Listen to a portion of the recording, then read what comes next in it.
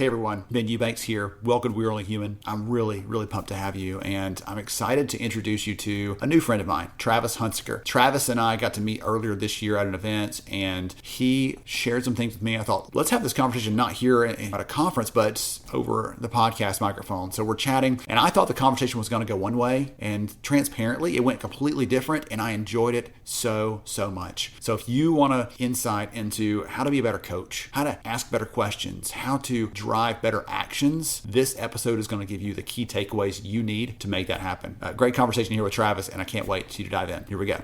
Don't conduct your analysis in isolation because data is so incredibly powerful. Not defending just the tribe, but defending the organization. Those creative people that you really want to keep empowered, keep excited, keep motivated, keep thinking. A good experience pays dividends down the line. Stereotypes tend to break down in proximity. Welcome to We're Only Human, a podcast about human resources, business, technology, and the workplace.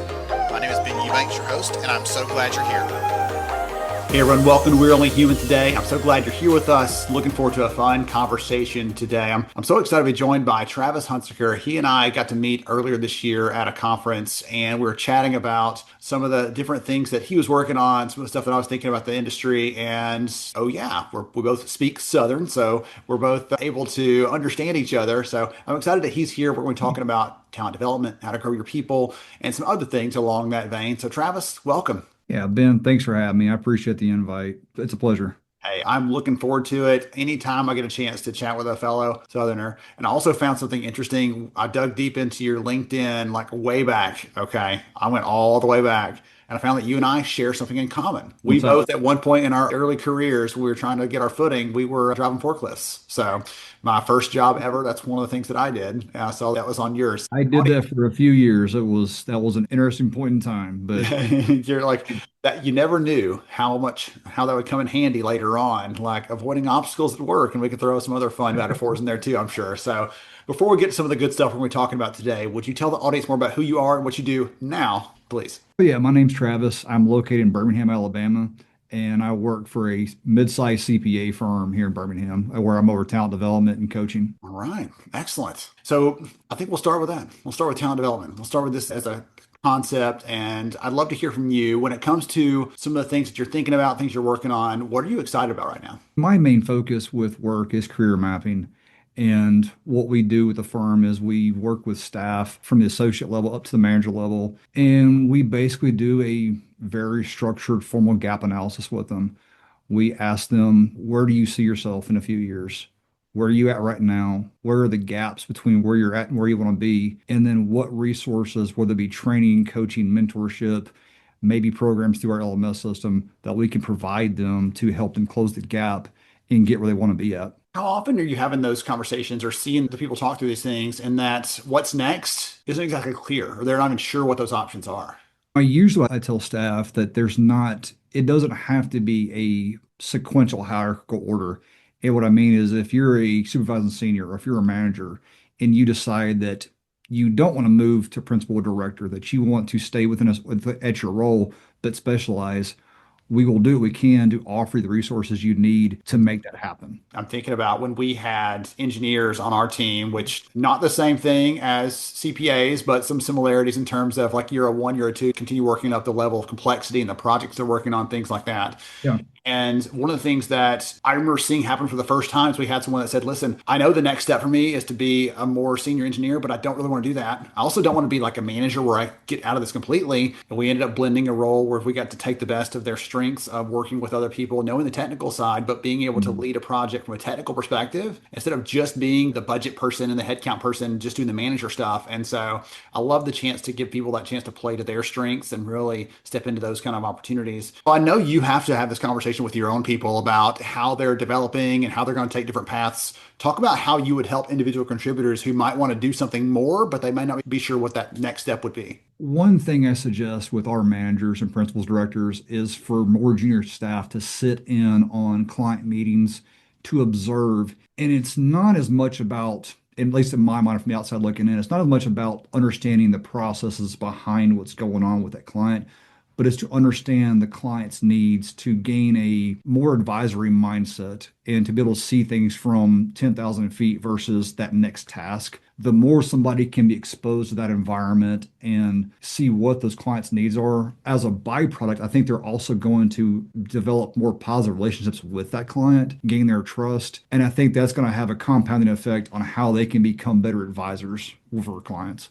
You've seen this in some of the education experience you have, where when someone's doing a task and the task feels like there's no meaning or purpose beyond it, like Yes. again, the engagement's not always there, the excitement, the productivity's not always there. But when I know I'm doing this so that it Yeah. unlocks this value, so that it contributes this bigger win for the entire team, that's when people really start to lean in because they know that they're not just doing this in a vacuum, but they're doing this for a higher purpose. So that touches on something that I talk to our staff about in career mapping. When we look at different objectives for people in career mapping, I always preface it by saying, I want you to work on things that matter to you that you feel that you're good at and add value, but I don't want that done in a siloed environment. Because if we're going to career map somebody, we're going to do so with the understanding that their career map also properly aligns with the team and the organization's goals in the long term. One of the things that we are seeing in some of the data out in the market more broadly, if you care to comment on it, is that you see these headlines. I know you're seeing the same thing on LinkedIn that I'm seeing, I'm sure, where people are saying,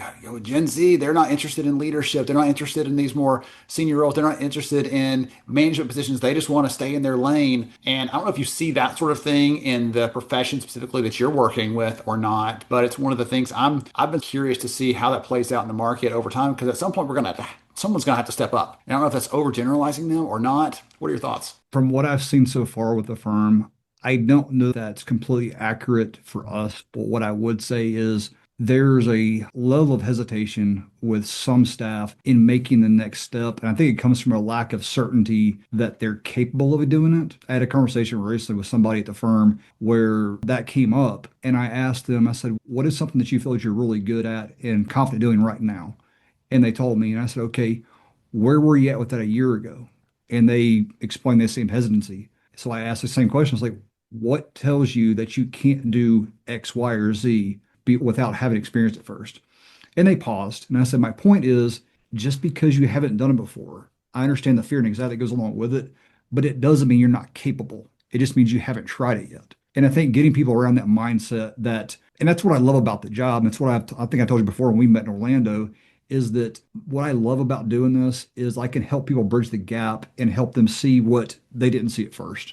See it in them before they see it themselves in Yeah. some cases. I'll joke because I work with CPAs. They're really good at the specific details, but sometimes it's hard to stop and see the forest for the trees and see the potential behind what they're doing right now.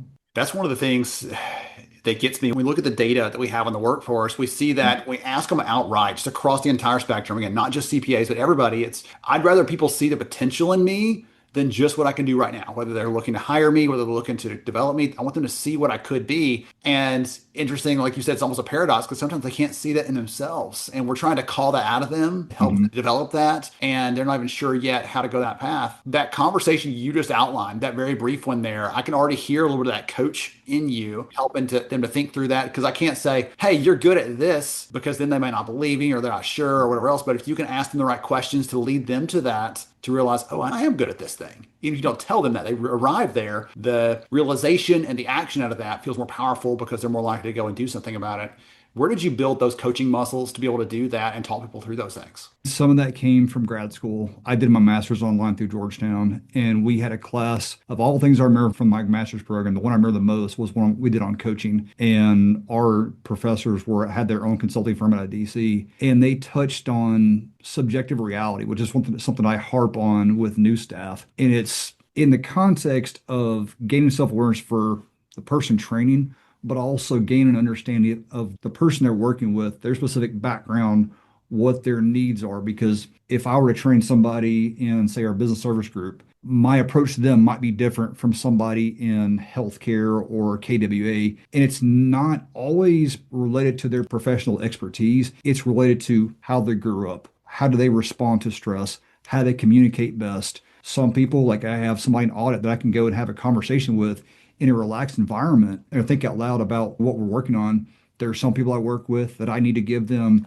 a bulleted agenda 2 weeks out so they can mentally prepare for what we're going to discuss. And I think it's our job as leaders to understand those nuances with people and see how they operate differently in order to be effective. So I want you to talk to some of our friends out there who are doing work in HR, in talent right now, who are like, well, Travis, that sounds great, but maybe I'm not the one interacting. It's my leaders interacting with some of these people, and they need to know those things about them. They need to know what makes Travis tick. They need to know the thing that if I do this in a meeting, he's going to shut down, and nothing else I say is going to pull him back out again until he can go and reset on that. How would you recommend leaders start to grasp those things? Is it just having more conversations? Is it asking more questions? Is it being curious? Talk about that a little if you don't mind, because I'd like for the people listening to be able to go empower their leaders to do some of the same things you're talking about here. The two approaches I can say that I use at the firm, one is just doing pulse checks with people. And what I mean is stopping by somebody's desk like, hey, how was your weekend? And get to know them as a person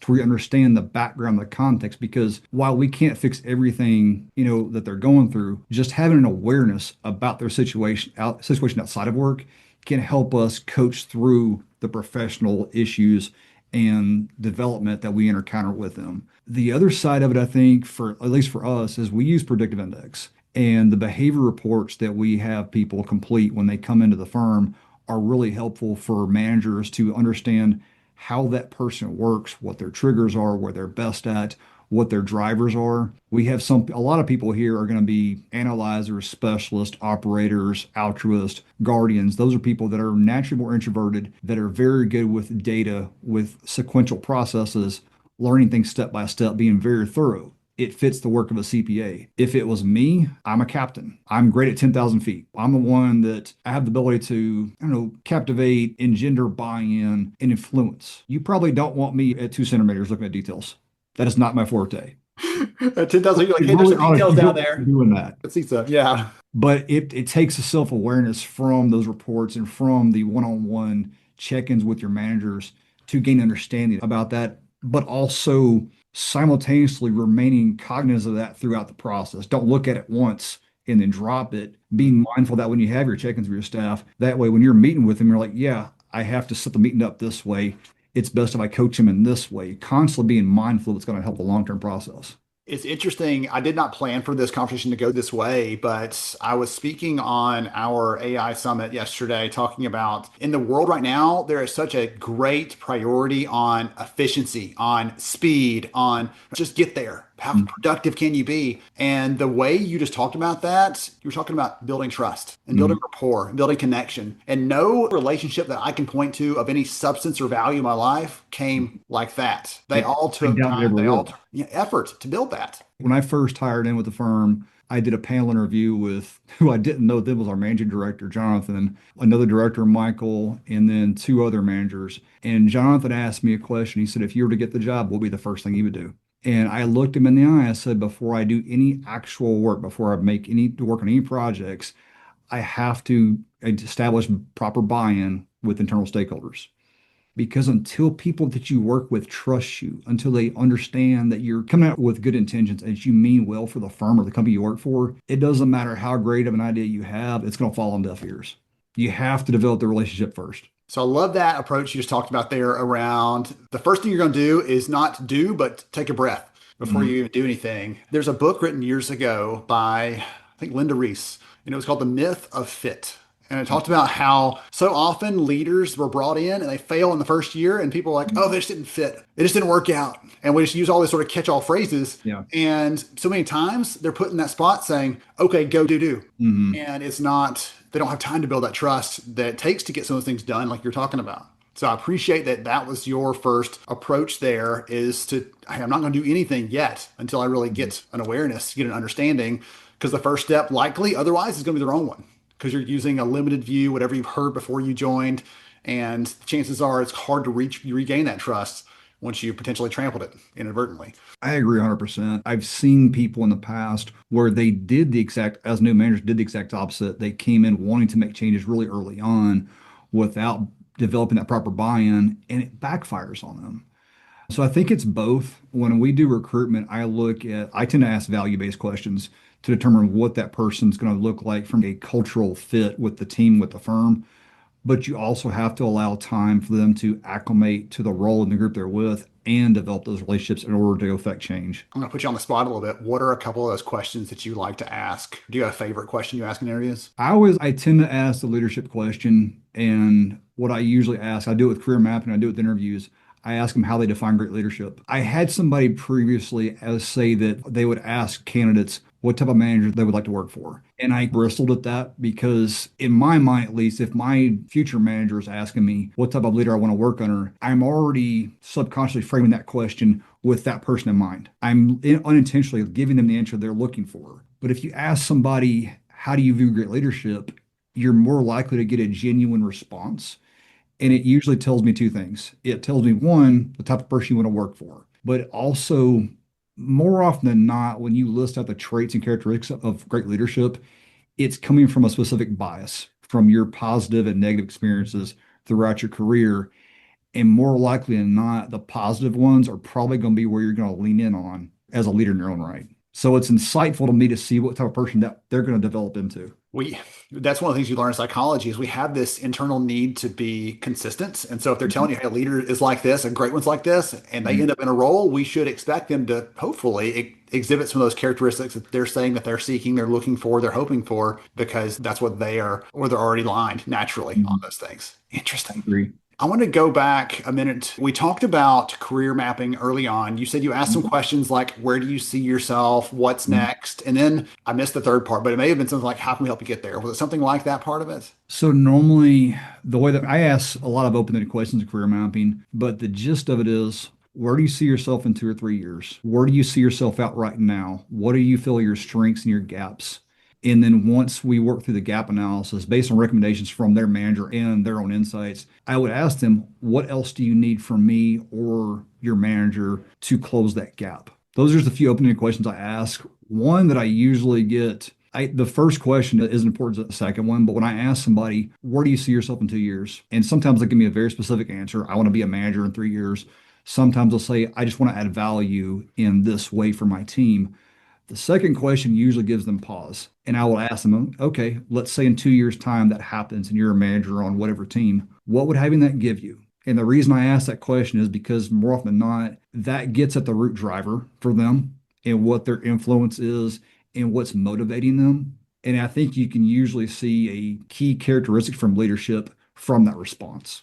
And a lot of times they gain an increased self-awareness from taking time to pause and think about what they're actually looking for. So you said that second question, they sometimes pause on that one. That's one I was going to actually go to is I know that there's a weird sort of sense in the world. This is a different conversation that you're having than a performance conversation where you're saying, hey, tell me how your performance is going. Okay. It's a different thing than that because it's a career context. But I know there's some weird like biases where almost everybody thinks they're doing better than they are when it comes to performance piece. How clear do you think they are on that? Where are you now? You said it gives them pause. They have to stop and think about that one for a little bit. Or do they give you an answer that you would agree with? Talk about that a little bit because I'm curious about how to reconcile that in my mind with some of the other things we talk about, that same sort of self-assessment when it comes to performance. It's kind of weird sometimes. I don't know if it was the same way on the career side or if it was a little bit more clear cut because they're trying to be more objective in the moment. If that makes sense.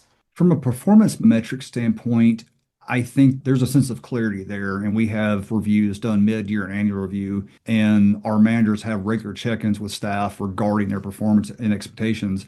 So I think there's clarity there. I think that not all, but some people, whether it's at our firm or other places I've worked at, there might be a lack of self-awareness as far as the motivating driver for what comes next. Okay. What are you really seeking with the title or the role? Is it making an impact? Is it something else? What is that driver behind it? Like for me, I came into this from a long, swirly path. I was substitute teaching years ago, and that's what kind of triggered an interest in coaching. And I've told my COO and people I work with that my driver with work is improving organizational health. That's what I love to do, is to help people close the gap.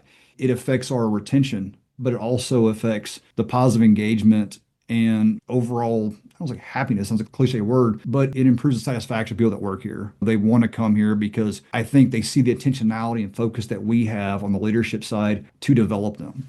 And that's what keeps me coming back and enjoying what I do day after day. You hear the flip side of that. You hear about organizations, whether they're in that industry or beyond, where let's get you in here, let's grind you until there's nothing left, and then find someone else that's willing to do the same thing for less pay. And people expect that almost. So when they get to enter an organization like yours and there's a very intentional, hey, how are you? Where are you? How can we help you get to the next level? Probably for some of the early people, at least, it's shocking. For someone who's been there for 5 years, they expect that. They're used to it. They've already know how that piece goes. But when someone's actually care about what you want to do next and how we can help you align to that, I can only imagine how that feels for some of the people there, because I've seen it in some of the other companies I've worked for where you have a great leader who does that for his team, but that's not the culture in other teams. So if they move into that team, that shocked look on their face in the best possible way is a great response to that initial embracing of, we see you, we appreciate what you bring, and not only that, we want it to be even more tomorrow. How do we help you get there? 100%. I think I told you this when we met in Orlando, and I've told my CEO this recently. Actually, it's something I harp on with the directors all the time.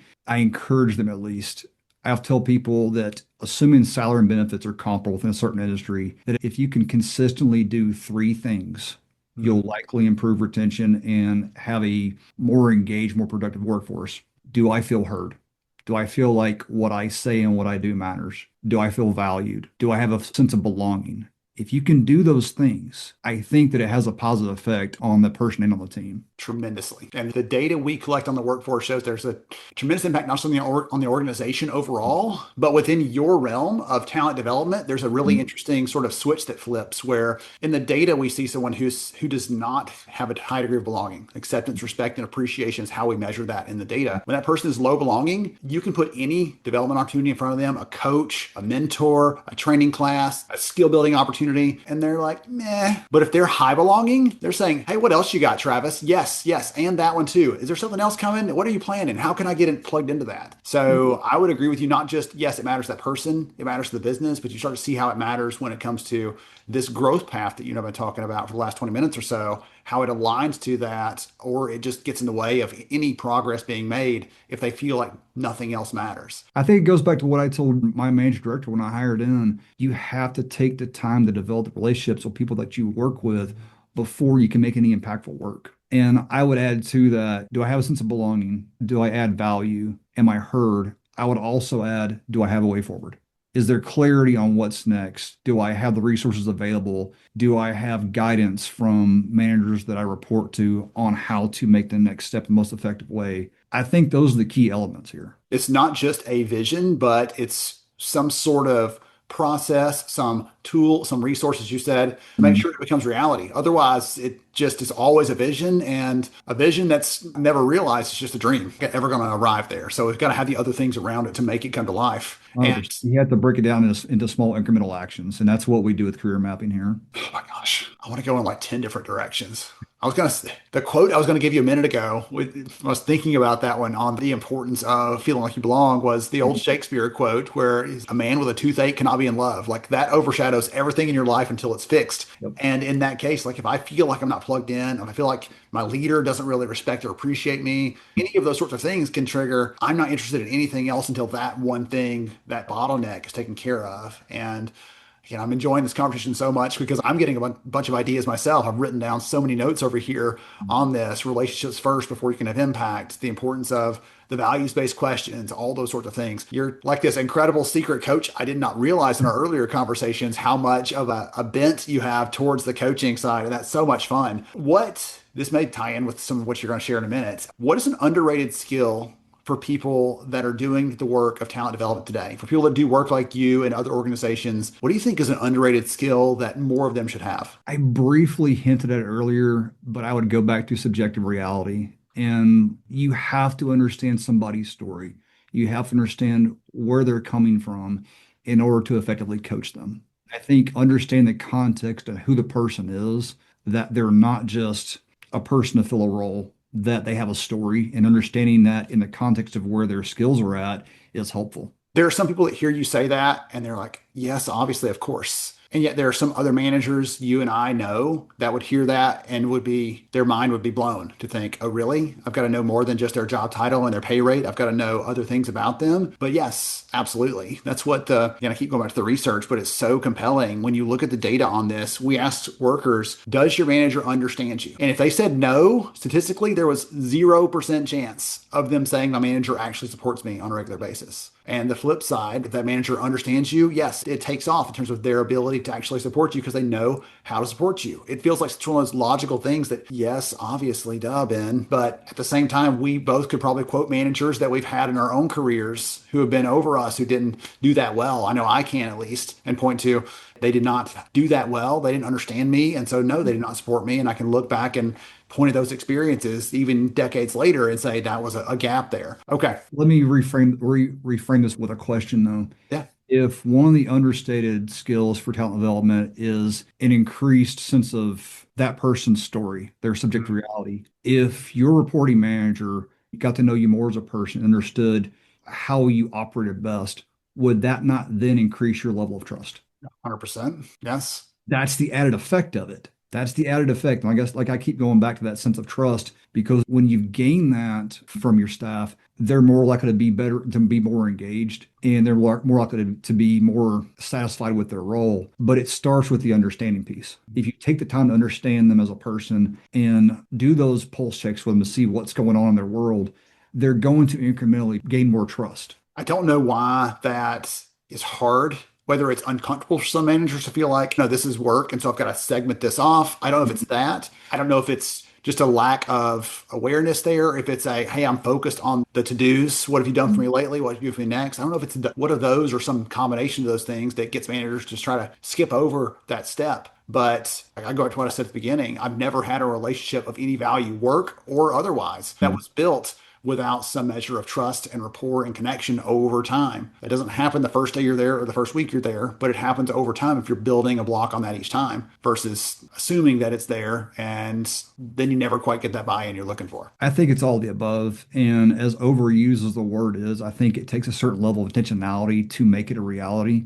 And what I mean is, let's say a manager is good about doing weekly check-ins with their staff on what's coming next for the project, what's coming, when is this deliverable going to be met, etc. If we're doing that, are we also using time within that scheduled 1 hour to see where that person's at on the other side of it? What's going on in their world? What's the one question I ask in career mapping, not all the time, but as I see a need for it, is what's your biggest pain point right now? What's your biggest stressor? What are you struggling with right now? And that can give you some insights into what they're working on that they could probably use either some support or guidance as they work through it.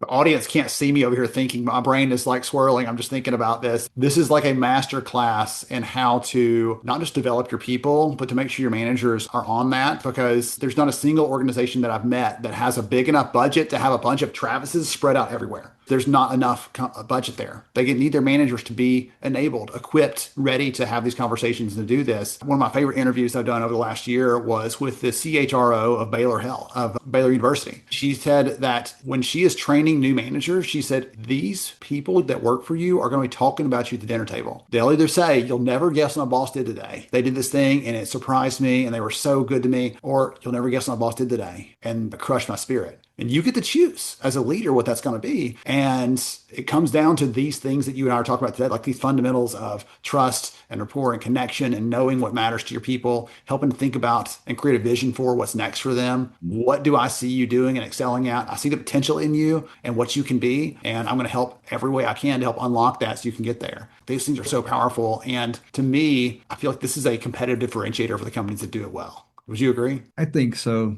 As you were talking, it reminded me of something that I told somebody many years ago when I worked in the factory. And I had a habit of being consistent in how I communicate with others to be professional at all times, to the best of my ability.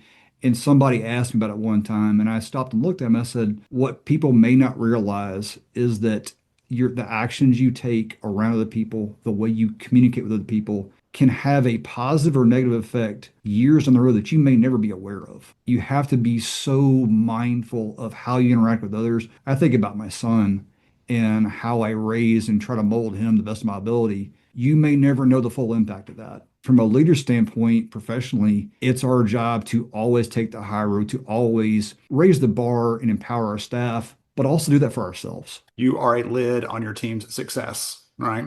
So keep on raising that lid or you cap it off. Yeah. Yeah. Okay. So serious. Such a good conversation, but so serious. Can I wrap with something fun? Are you good with that? Go for it. What is something fun about Travis that would not be in your official bio? I couldn't find it by scouring your LinkedIn. Something unique or different about you, something kind of fun. What would that be? The thing that people most mention, it's been years back. Okay. I climbed Kilimanjaro back in 2013. Oh, And what I laugh about now when people ask me about the trip wasn't really the climb. It was how I got there the second time. Because I climbed Kilimanjaro in '08. I collapsed from altitude sickness around, I think it was like 18,000 feet. I collapsed 4 times, didn't make it, went back to base camp. 5 years later, there was a radio show based out of Dallas, and they had this contest where you would write in and enter in whatever your dream or wish was. They picked me for one of the weeks they were doing the contest and paid me to go back. So that's how I got to go back and climb that second time. oh my! And you made it the second time? Yeah, it went on the Machami route in 2013.